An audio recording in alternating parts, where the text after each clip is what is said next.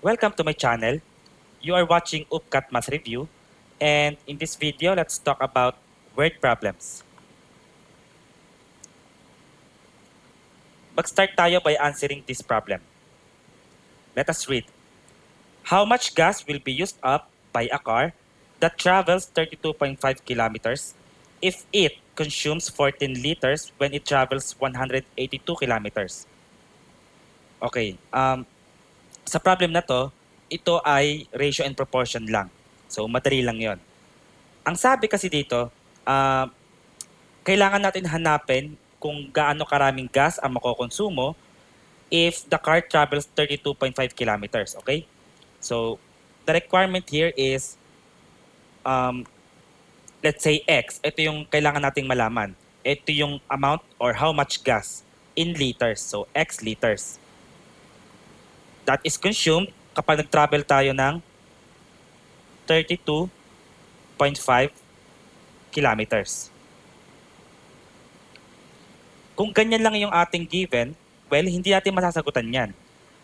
Kaya meron pa tayong additional information na given. Ang sabi, the car consumes 14 liters when it travels 182 kilometers. That very same car. So gagamitin natin yon, okay? Kasi ito ratio na to eh. Yung isang condition pa na yon or yung isang premise na yon, ratio rin yon. Kapag in-equate natin yung dalawang ratio na yan, magkakaroon na tayo ng proportion, okay?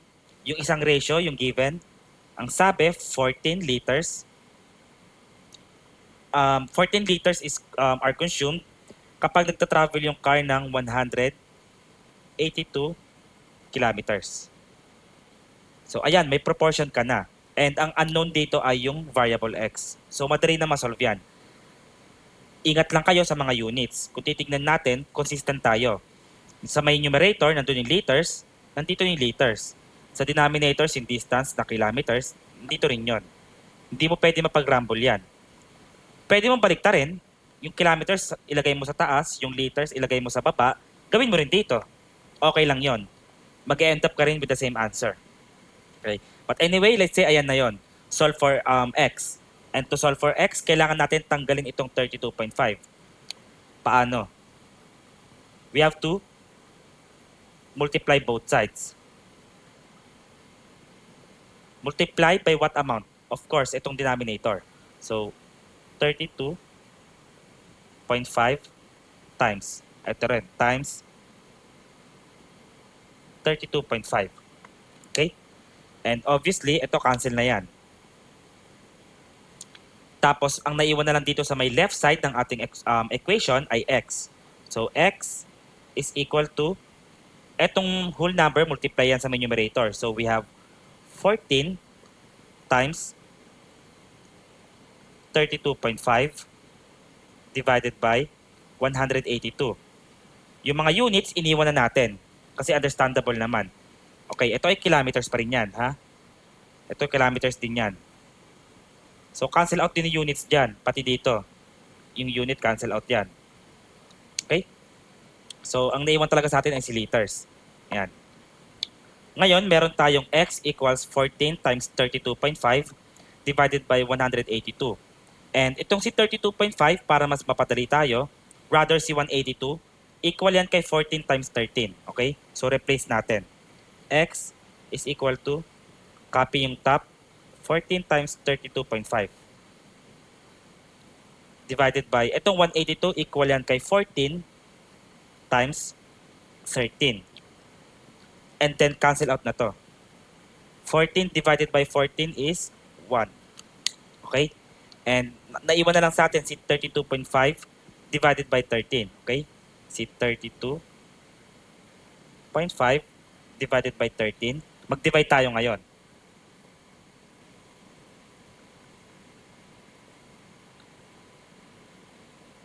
(32.5) divided by 13. So meron tayong 2 digits. 2 digits din muna tayo rito. 32. So 32 divided by 13, 2 yan.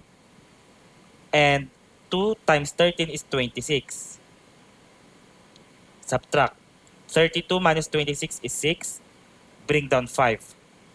And 65 divided by 13 is 5. And then 5 times 13 is 65. Tapos minus, wala tayong remainder. Okay na. And then itong decimal point, yan. So 2.5.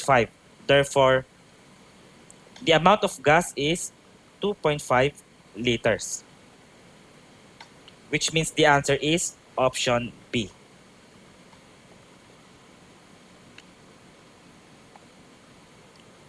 Next problem.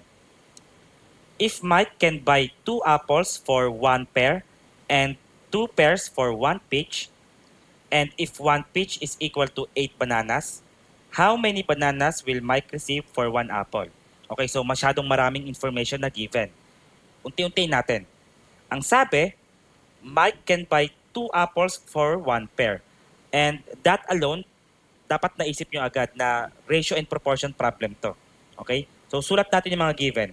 Ang sabi, Mike can buy 2 apples.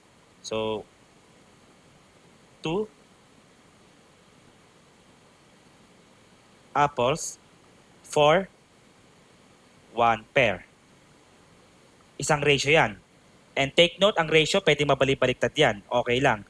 Basta consistent ka sa units mo. Ano pang given? Ang sabi, 2 pairs for 1 peach. So, 2 pairs for or per 1 peach. Tapos, ano pang binigay sa atin? Ay, no? If 1 peach is equal to 8 bananas. So, 1 peach is equal to 8 bananas. Ratio din yan. Puro equivalent lahat sila. Okay? Equivalent values. The question is, how many bananas will Mike receive for 1 apple? Tignan nyo na maigi. Ang tinatanong, how many bananas? Pero ang given sa atin ay apple. How many bananas will Mike receive for 1 apple? So, ibig sabihin, ito ay tinatawag na dimensional analysis. Okay? Ibig sabihin, from apple, mag-multiply tayo ng mga ratios, mga equivalent values, hanggang makarating tayo ng bananas. Okay? So, simulan natin. Para malaman yung number of bananas,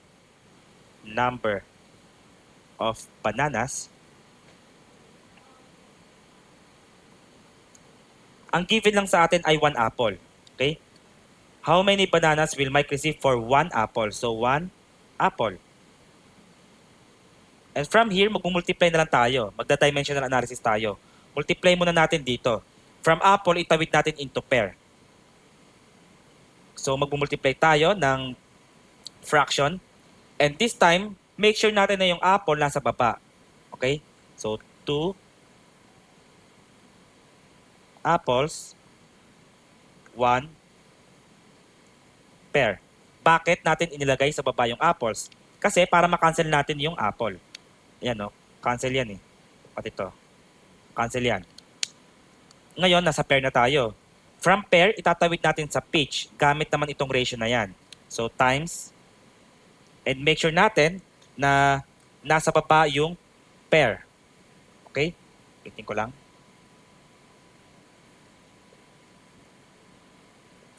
So, 2 pairs, nasa baba yung pairs per 1 peach. So, 1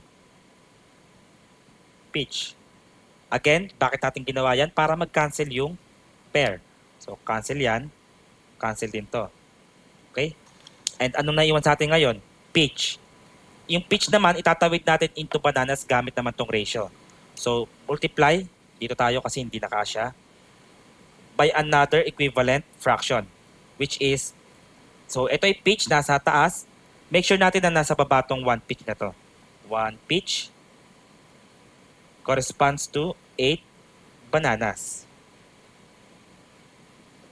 And finally, meron na tayong bananas. Kasi itong peach, cancel na yan. Yan. Alright? So from apple, na itawid natin into bananas. The only thing left here is evaluate. So 1 times 1 times 1 times 8. Multiply natin yung mga numerators. Itong whole number, consider yung numerator yan kasi may denominator yan ng 1. Okay? So 1 times 1 times 1 times 8, that's 8. over 1 denominators naman, multiply. 1 times 2 times 2, so that's 4 already. 2 times 2 is 4. And 4 times 1, still 4. And finally, 8 divided by 4 is equal to 2. So we have 2 bananas. Which means the answer is option B.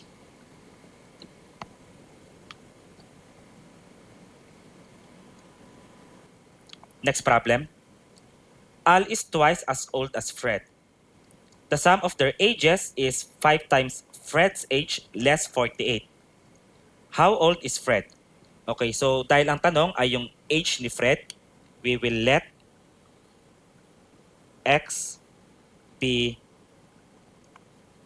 Fred's age. Okay? And ang sabi, Al is twice as old as Fred. So kung si Fred ay X years old, si Al ay 2X years old. So this is Al's age.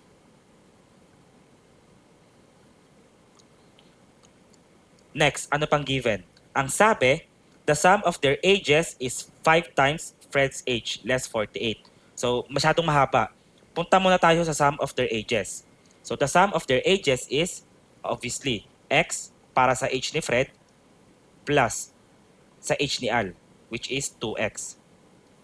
And ang sabi is, so equal sign, okay, the sum of their ages is 5 times Fred's age. So 5 times Fred's age is X, so 5X. And then less 48 minus 48. And here you go. Meron ka ng linear equation. Okay? Isa-solve na lang natin yung value ng X. So let's solve that. Ito ay may 1 dito na coefficient. 1 plus 2, so that's 3. So 3X equals 5X minus 48. Tapos, itong si 5X, lipat natin sa kabila. Gawin natin negative. So, meron tayong 3X minus 5X equals negative 48. Okay? And 3 minus 5 is negative 2. So, that's negative 2X equals negative 48. And then to solve for X, magdi-divide tayo both sides by negative 2. Tapos may iiwan na sa atin si X sa may left side. Therefore, X is equal to, eto, negative 48 divided by negative 2, that is positive 24. So it means eto na yung ating sagot. Eto yung value ng X, which means Fred's age. So the answer is option B again.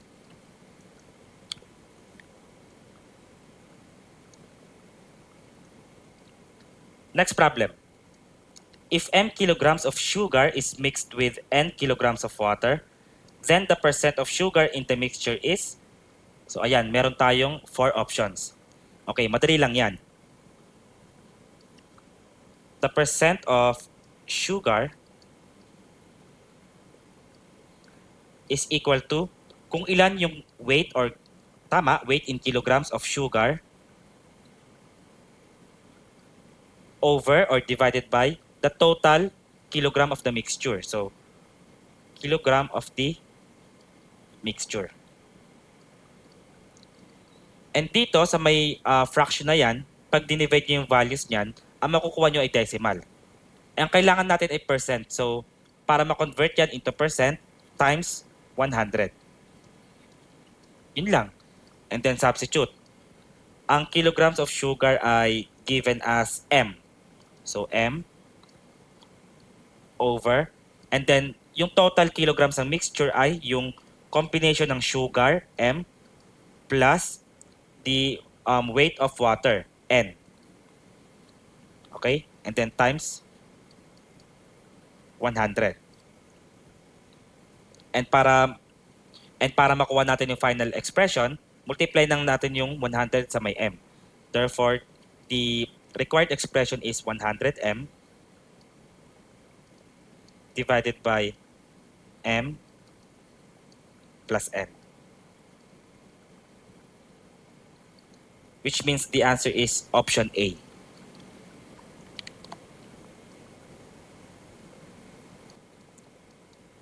Next problem. A rectangular lot has a length that is 3 meters less than 2 times its width. If its perimeter is 66 meters, what is the length of the lot? So, meron tayong rectangular lot. Mas maganda, i-drawing muna natin.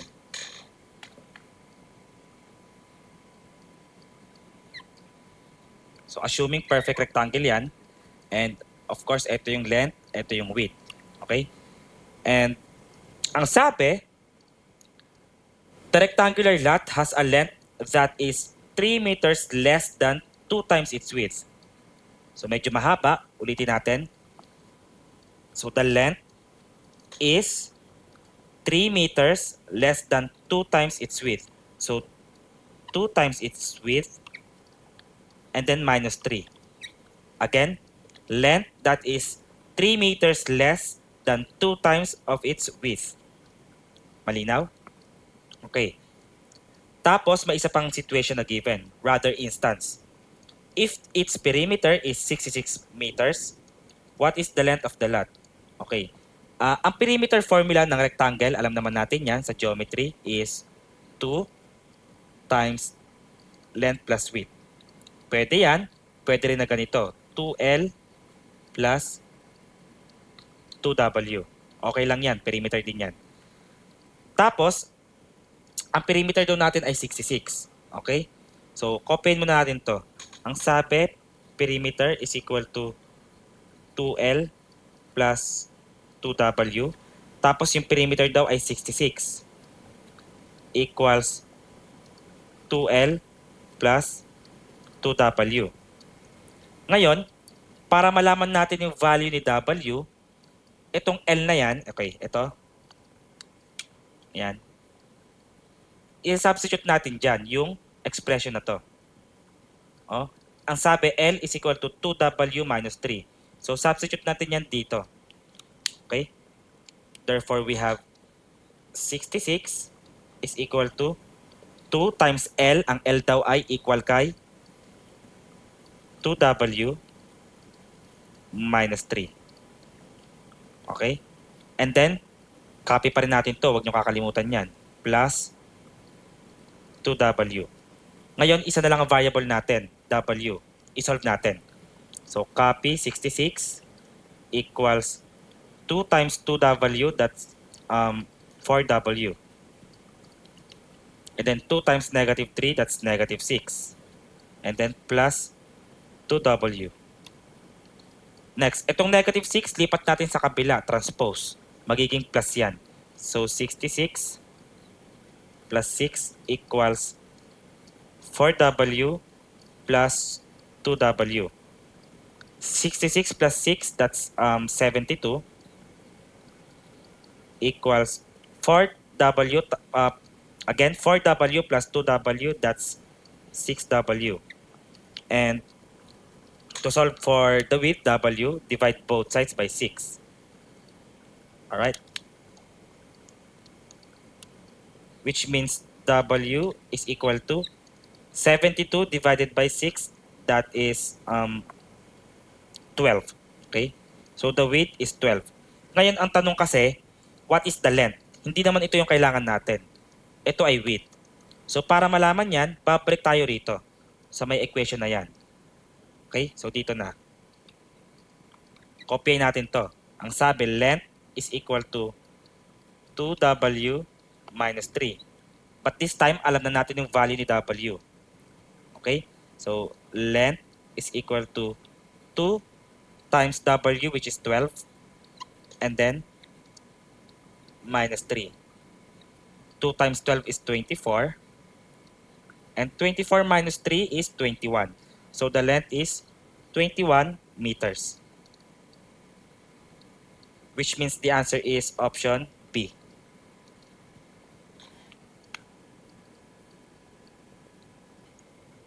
Next problem. The population of San Pablo, which is the largest city in Laguna, is 50% of the rest of the population of Laguna. The population of San Pablo is what percent of the entire population of Laguna? Okay, mag-ano muna tayo rito. Maglilet tayo ng variable. So, una, let the population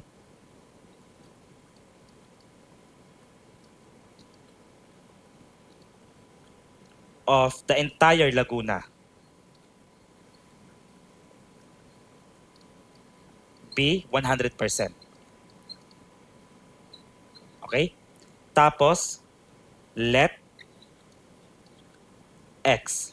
Let X be the population of San Pablo. Population of San Pablo.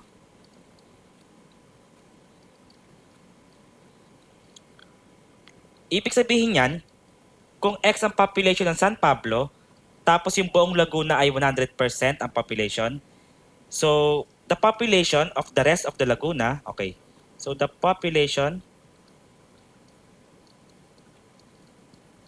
of the rest of Laguna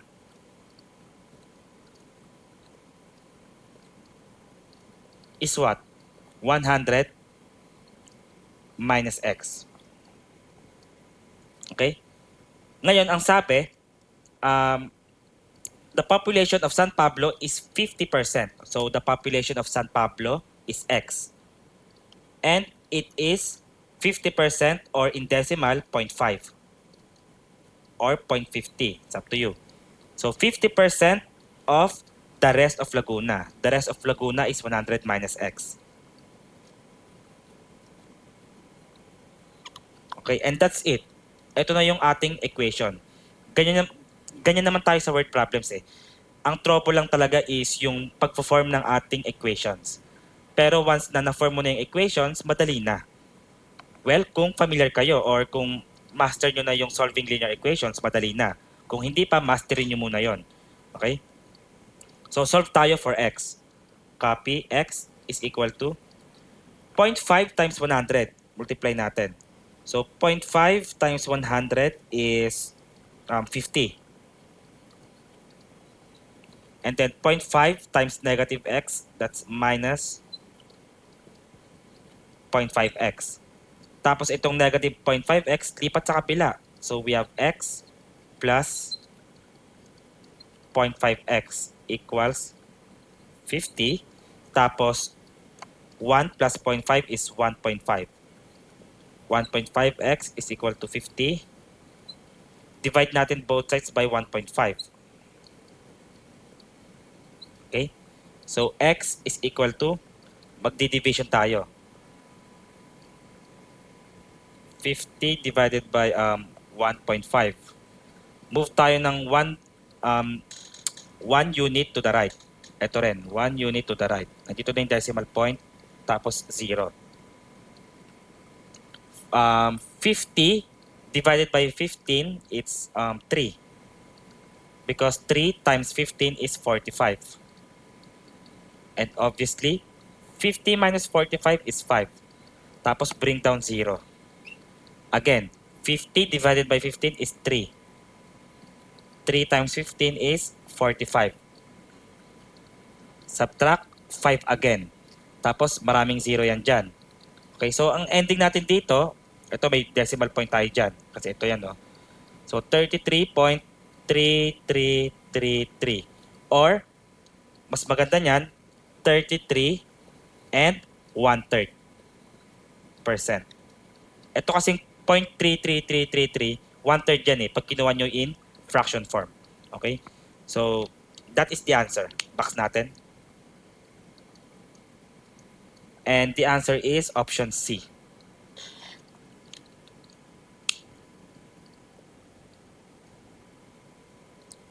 Next problem. An inlet pipe can fill a certain swimming pool in 8 hours. And the same pool can be filled up by a larger inlet pipe in 6 hours. So may dalawa tayong inlet pipe. Yung isa, nakaka-fill siya in 8 hours. Yung isa naman, nakaka-fill siya in 6 hours. The question is, how long will it take to fill up the pool if both pipes were opened at the same time? Okay, so ganito. Kunin natin yung rate ng mga pipes. So yung isa tawagin nating pipe 1. Okay? Yung pipe 1, ang sabi, it can fill a certain swimming pool. So yung isang swimming pool na yon, pwede nyo siyang i-consider as one whole unit of work. Okay? Again, one whole unit of work.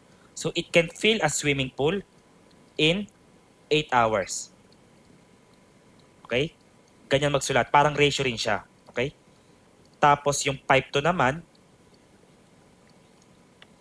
ang sabi, nakaka-fill siya ng the same swimming pool in 6 hours. Ayan naman yung rate ni pipe 2. The question is, if both of these pipes are opened at the same time, gaano nila kabilis ma-fill yung pool? Okay? So, the formula here is, ipag-add lang natin yung mga rate. So, 1 over 8 plus 1 over 6 is equal to 1 over x. So, x here, ito yung amount ng oras or ito yung dami ng oras na gugugulin pag dalawa silang sabay na nag-fill. Okay? Kasi pinag-add natin, no? Okay? So, para ma-solve natin yan, kailangan natin i-solve yung LCD. So, ano ang LCD niyan? The LCD, I'm gonna solve here. Para hindi na kayo mahirapan, ipag-multiply nyo lang lahat ng denominators. So, 8 times 6, that's 48. So, 8 times 6 times x. So, the LCD is 48x. 6 times 8 or 8 times 6 is 48. Okay? And dahil 48x, ang LCD, multiply natin both sides by 48x. So, multiply by 48x. Ito rin. Multiply by 48x. Tapos magka-cancel out tayo dyan. Okay? So, una, dito tayo. 48x times 1 over 8. So, ito, 48 saka 8, marireduce yan. So, 48 divided by 8, that's equal to 6. And 8 divided by 8 is equal to 1. So, meron na lang tayo ditong 6 x times 1. So, that is 6x. Okay? So, 6x and then plus, ito naman, 48x times 1 over 6. So, itong 48, kapag divide natin yan by 6, magiging 8 yan. Okay? So, purin natin to. Dito na tayo ha sa 1 over 6. So, if we divide 48 by 6, the greatest common factor of 48 and 6, so we have 8. And 6 divided by 6 is 1. Therefore, we have 8 times x times 1, which is 8x. Okay, so plus 8x is equal to, dito naman sa may kapila, sa may right side, cancel out lang dyan yung x. Oh, cancel out yan. O dito, cancel out yan. So, ang naiwan, si 1 times 48, which is obviously equal to 48. So, mas madali na itong isolve kung titignan natin. 6 plus 8, that's 14. So, 14x is equal to 48. Tapos, divide tayo both sides by 14.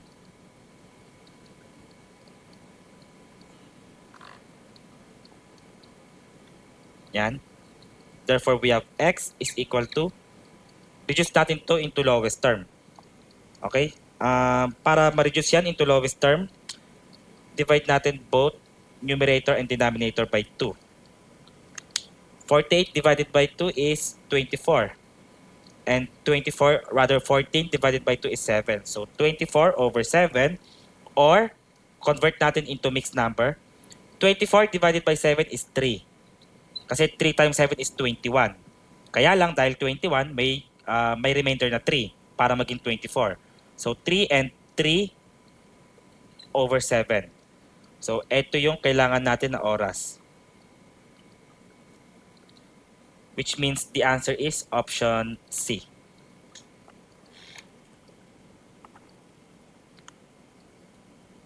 Next, a boat travels 40 kilometers per hour in still water.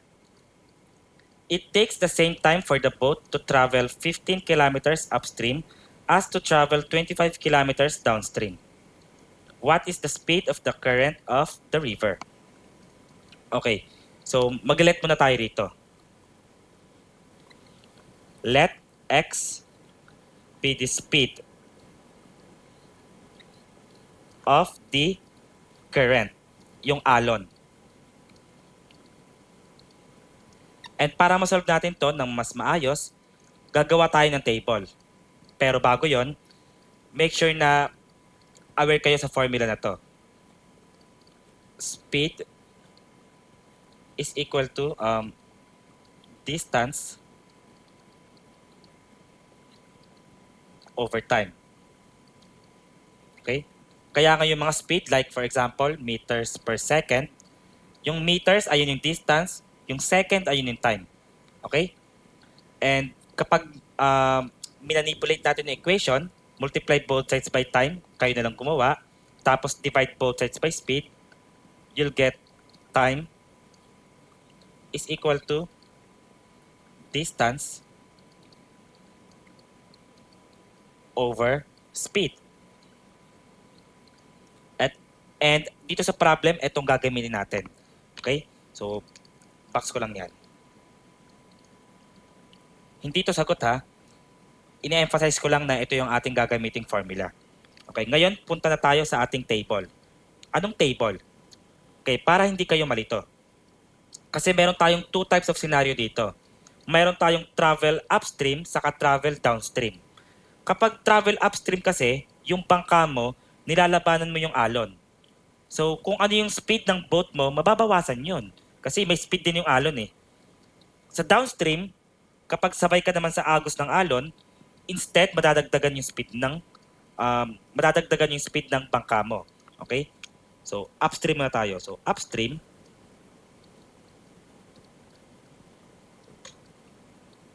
tapos let's say ito yung speed,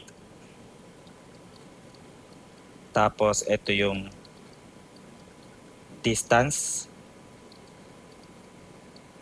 tapos time. Okay? Kapag upstream, ang sabi nga natin, kinokontra mo yung alon. So, yung speed down ng boat kapag still yung water, kapag walang current, ang sabi ay 40. A boat travels 40 kph in still water. So, 40. Ang problema, kapag upstream ka, lalabanan mo yung speed ng or yung current ng rather yung ang problema kapag upstream ka, kinokontra mo yung current. Ang problema pag upstream ka, kinokontra mo yung current. So mababawasan ka by what amount? Yung speed ng current, which is x, hindi pa natin alam. Okay? So ibig sabihin yan, kapag downstream,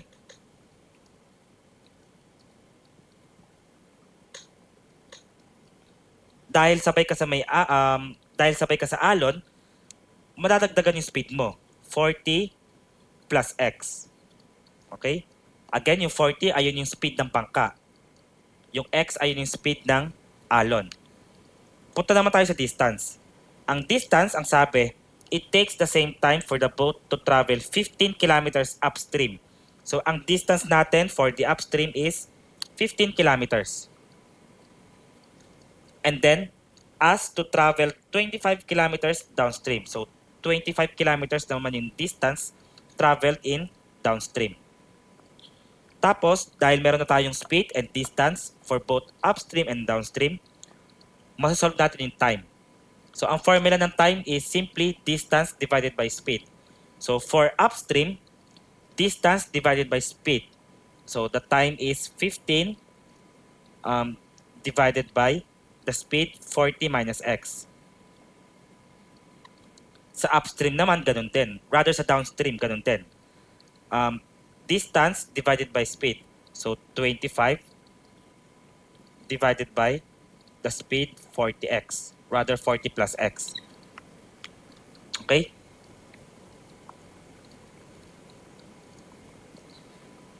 Ngayon, ano na? Ang sabi kasi, it takes the same time. So, ibig sabihin, itong dalawang time na yan, equal yan. So, equate natin. We have 15 over 40 minus x is equal to 25 over 40 plus x. Again, saan ang galing yan? Basahin nyo yung problem. Ang sabi, it takes the same time. So, itong time na to, saka to, equal yan. Okay? And at this point, mag-solve lang tayo. So, paano tayo mag-solve? Kunin natin yung LCD. Ang sabi ko, ang LCD ay yung product lang ng denominators. So, ito, i-multiply natin siya by the LCD. Ang LCD ay yung product ng mga denominators. 40 plus x times 40 minus x.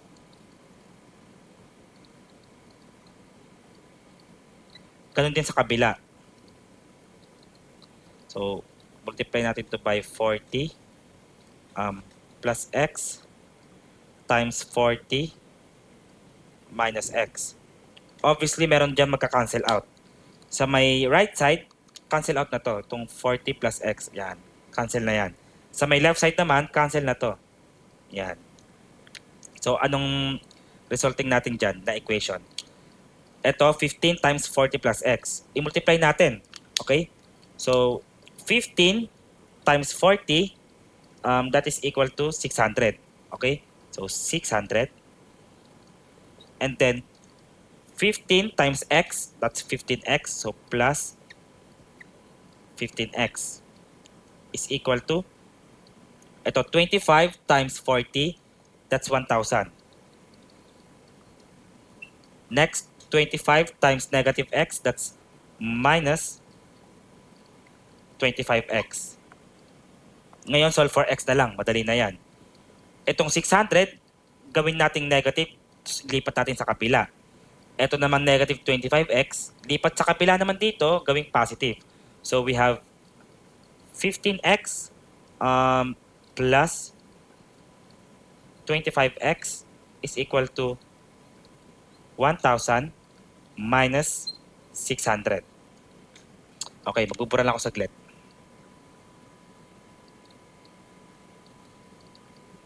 Okay, tuloy natin dito. 15x plus 25x, that's 40x. So 40x is equal to 100 minus 600, rather 1,000 minus 600 is 400. And finally, divide both sides by 40. We can say that x is equal to 10. And ano nga yung 10? Ano nga itong x? Yung speed ng ating current.